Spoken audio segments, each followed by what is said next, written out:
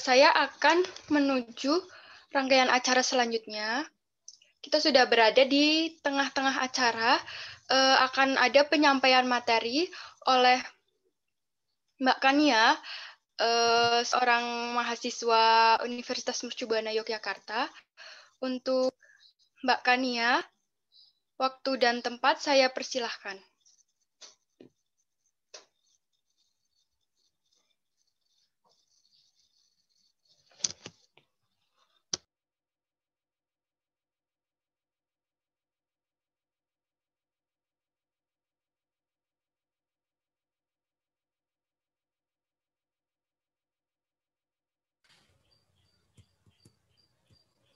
Baik, sebelumnya terima kasih untuk Mbak Rahma atas kesempatannya. Perkenalkan, nama saya Kania Darmayanti. Di sini saya akan menyampaikan materi yang pertama, yaitu tentang vaksin COVID dan juga kasus hoax terkait vaksin COVID dan apa akibatnya terhadap masyarakat. Bisa minta tolong di next, Mbak, slide-nya. Oke, bisa di next lagi.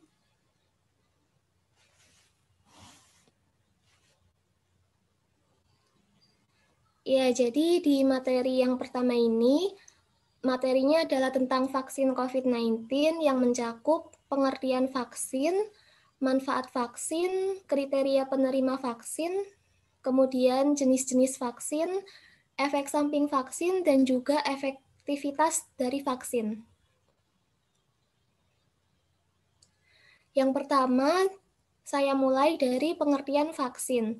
Jadi, vaksin itu merupakan suatu antigen atau benda asing yang dimasukkan ke dalam tubuh untuk menghasilkan reaksi kekebalan tubuh terhadap suatu penyakit tertentu. Vaksin biasanya berisi mikroorganisme, misalnya virus atau bakteri yang sudah mati atau masih hidup tetapi dilemahkan. Kemudian, vaksin juga bisa berisi bagian dari mikroorganisme yang bisa merangsang sistem kekebalan tubuh untuk mengenali mikroorganisme tersebut. Bisa di next, Mbak? Oke. Kemudian, apa itu imunisasi dan apa kaitannya dengan vaksin? Nah, jadi imunisasi itu merupakan suatu upaya untuk membentuk atau meningkatkan kekebalan tubuh baik pada orang dewasa maupun anak-anak terhadap suatu penyakit. Dan kekebalan tubuh ini biasa disebut sebagai imunitas tubuh. Nah, tujuan dari pemberian imunisasi itu apa sih? Jadi, tujuan pemberian imunisasi itu adalah untuk membentuk imunitas tubuh yang dapat mencegah penyakit tertentu atau menghindari resiko munculnya gejala yang berat pada saat terserang suatu penyakit. Dan salah satu bentuk imunisasi ini adalah dengan pemberian vaksin. Bisa di next, Mbak? Nah, kemudian apa aja sih manfaat yang bisa kita peroleh apabila kita mendapatkan vaksin? Nah, jadi di sini ada beberapa manfaat dari vaksin, yaitu yang pertama, menurunkan angka kesakitan dan kematian akibat COVID. Jadi, vaksin COVID ini dapat memicu sistem imunitas tubuh untuk melawan virus corona. Dengan begitu, resiko seseorang untuk terkena virus corona ini menjadi jauh lebih kecil. Nah, terus kalaupun nantinya orang yang sudah divaksin ini tertular COVID, maka vaksin ini bisa mencegah orang tersebut dari gejala yang berat atau komplikasi, sehingga jumlah orang yang sakit atau meninggal karena COVID ini bisa berkurang. Kemudian manfaat yang kedua adalah mendorong terbentuknya herd immunity atau kekebalan kelompok. Jadi apabila vaksin ini diberikan secara massal, maka vaksin ini juga mampu mendorong terbentuknya kekebalan kelompok atau herd immunity dalam masyarakat. Nah, artinya orang yang tidak bisa mendapatkan vaksin seperti misalnya bayi baru lahir ataupun lansia atau penderita kelainan sistem imun tertentu ini bisa mendapatkan perlindungan dari orang-orang di sekitarnya. Namun untuk mencapai herd immunity ini, penelitian menyebutkan bahwa seenggaknya minimal 70% penduduk dalam suatu negara tersebut harus sudah divaksin. Kemudian manfaat yang ketiga yang bisa kita peroleh yaitu meminimalkan dampak ekonomi dan sosial. Nah, jadi apabila sebagian besar masyarakat sudah memiliki sistem kekebalan tubuh terhadap virus corona, maka kegiatan sosial dan ekonomi pun bisa kembali seperti sedia kala. Bisa di next, Mbak. Kemudian yang ketiga, kriteria penerima vaksin. Nah, jadi ternyata nggak semua orang itu bisa menerima vaksin ya, teman-teman. Ada beberapa kriteria individu atau kelompok yang tidak boleh diimunisasi atau tidak boleh menerima vaksin COVID-19, yaitu yang pertama, orang yang sedang sakit. Jadi, orang yang sedang sakit ini tidak boleh menerima vaksin. Jadi, apabila hendak divaksin, ia sebelumnya harus sudah sehat terlebih dahulu. Kemudian yang kedua, memiliki penyakit penyerta atau penyakit komorbid. Nah, orang dengan penyakit penyerta yang tidak terkontrol seperti diabetes atau hipertensi ini disarankan untuk tidak menerima vaksin. Oleh karena itu, sebelum pelaksanaan vaksinisasi, kita wajib untuk dicek dulu kondisi tubuhnya.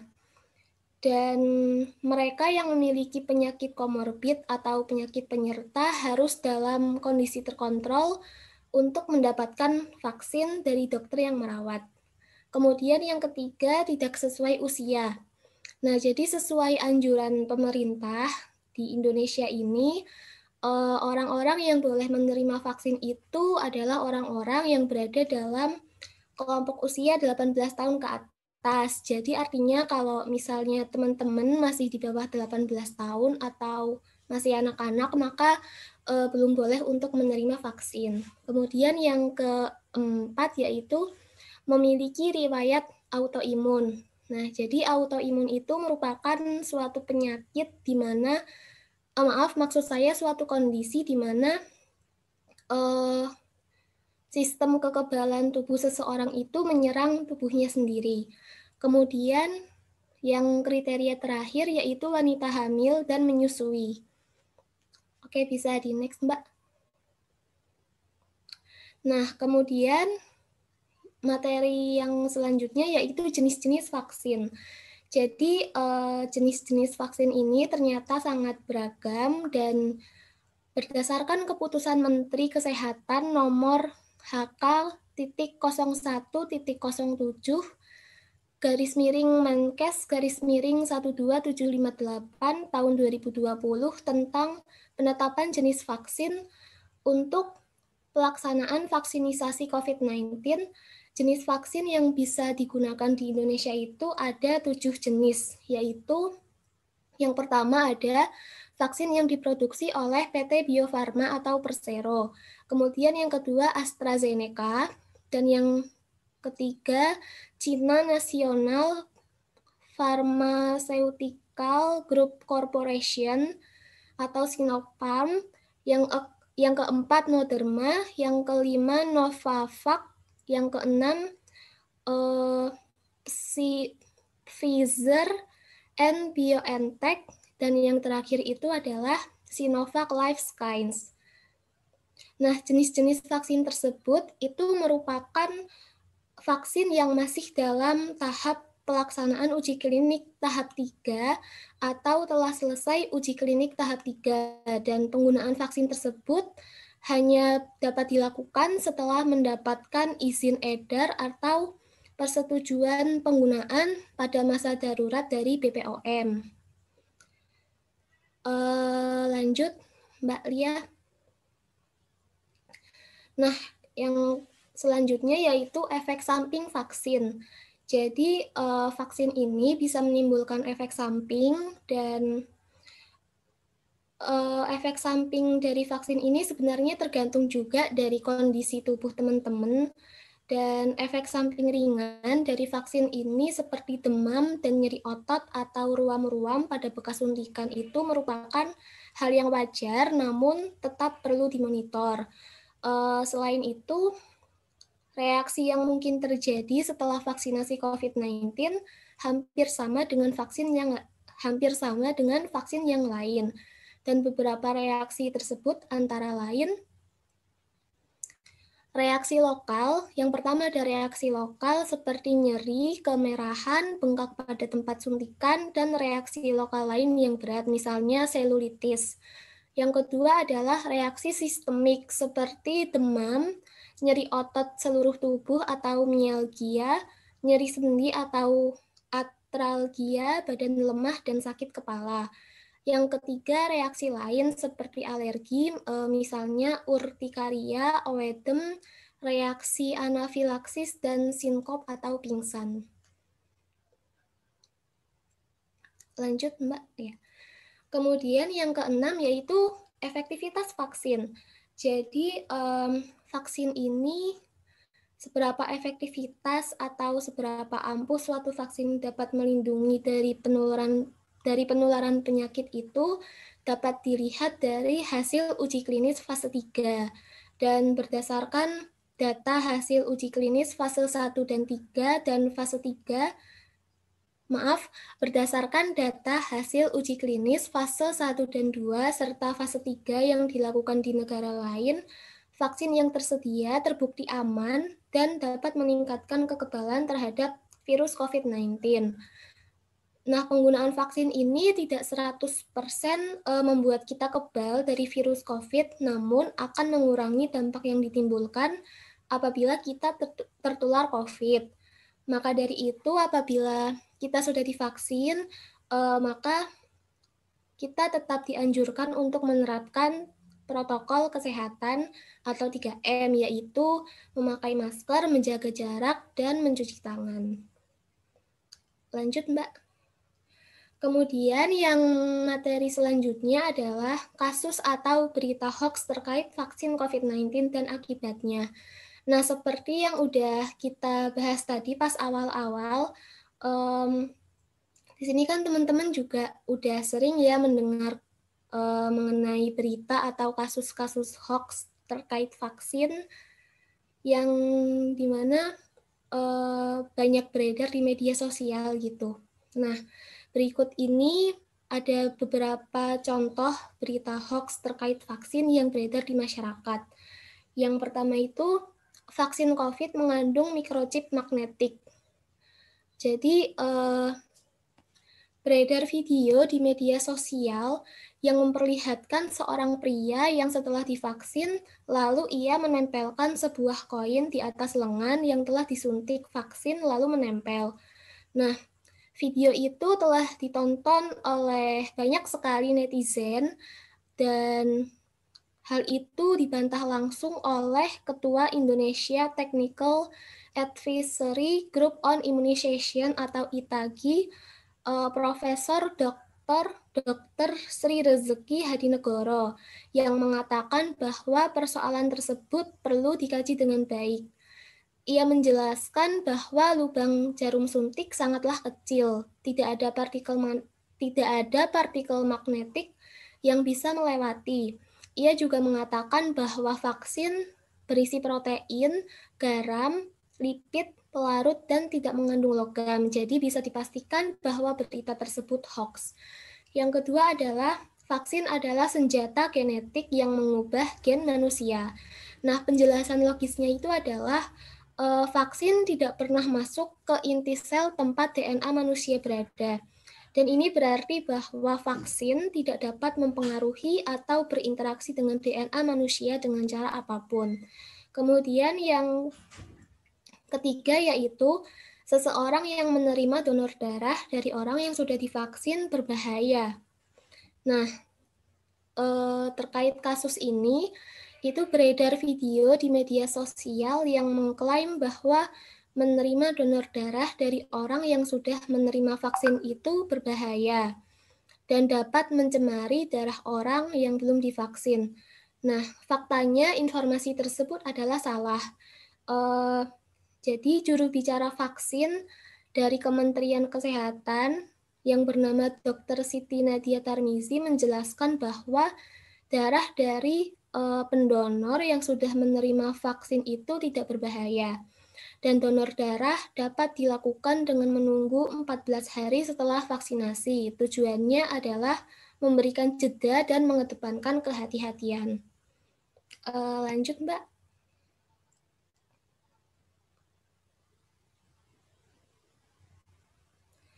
Nah, lantas apa sih akibat dari banyaknya berita hoax yang beredar di masyarakat ini? Nah, tentunya banyaknya berita hoax yang beredar ini membawa dampak yang nggak baik ya untuk masyarakat, khususnya masyarakat Indonesia. Dan beberapa akibat yang ditimbulkannya itu yaitu yang pertama, muncul keraguan di tengah masyarakat terkait vaksin COVID-19. Yang kedua, adanya hambatan dalam pemerataan vaksinasi. Dan yang ketiga, hilangnya kepercayaan masyarakat terhadap otoritas kesehatan. Baik, mungkin sampai situ saja. Saya kembalikan ke Mbak Rahma selaku moderator.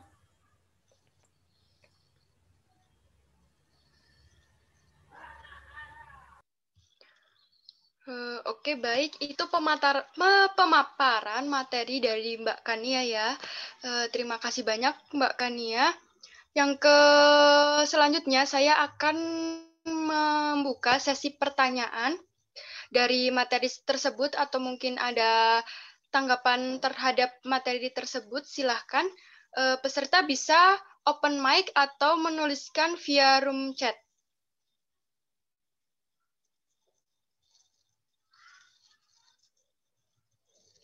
Apakah ada yang ingin bertanya?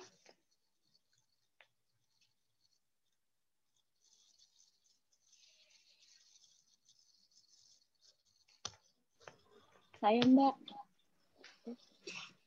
Saya mau bertanya. Mbak Nila mau bertanya? Ya, mau bertanya. Baik, jadi pertanyaan saya itu, apakah vaksin COVID-19 ini akan melindungi kita dalam jangka panjang? Dan seberapa ampuh vaksin ini melindungi kita dari penularan?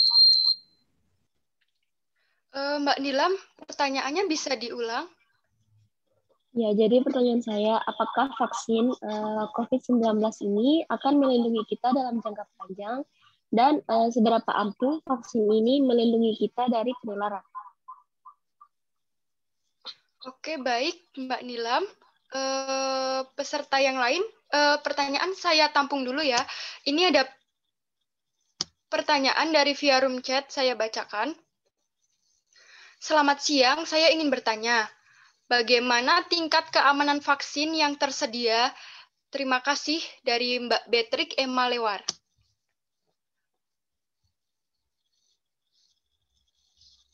Oke, pertanyaan saya tampung dulu. Yang selanjutnya ada yang mau bertanya lagi atau menambahkan tanggapan dari materi yang dipaparkan tadi?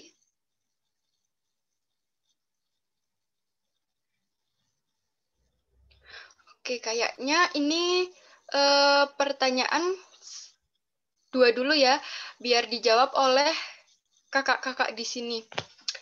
Oke, kakak, siapa yang mau menjawab pertanyaan tadi dari Mbak Nilam? Apakah vaksin COVID aman dan seberapa ampuh vaksin COVID itu?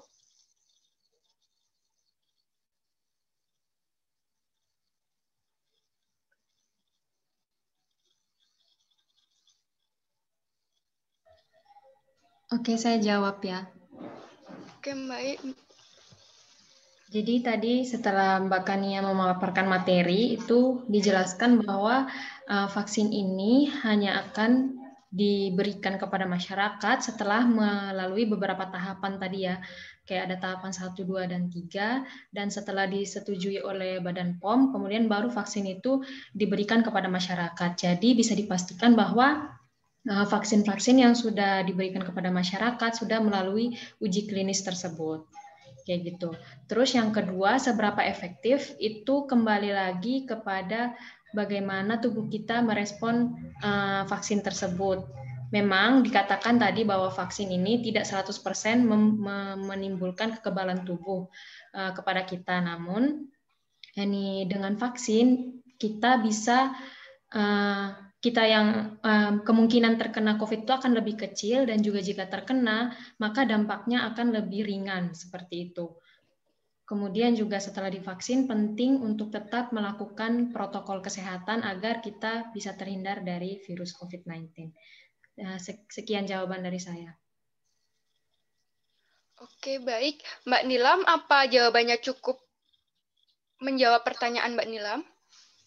Baik, saya rasa cukup. Terima kasih atas jawabannya, Mbak Christine. Oke, baik. Pertanyaan selanjutnya ada di room chat. Bagaimana tingkat keamanan vaksin-vaksin yang tersedia? Menurut saya pertanyaan tadi sudah dijawab oleh Mbak Christine ya, ataukah mungkin Mbak Beatrix ingin mendapat tambahan jawaban lain?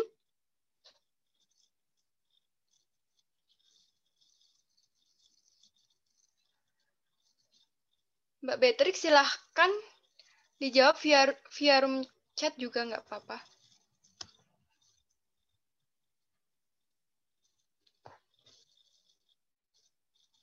Atau mungkin kakak-kakak di sini, oh sudah cukup katanya. Oke, baik Mbak Beatrix. Saya akan menuju rangkaian sesi selanjutnya ya.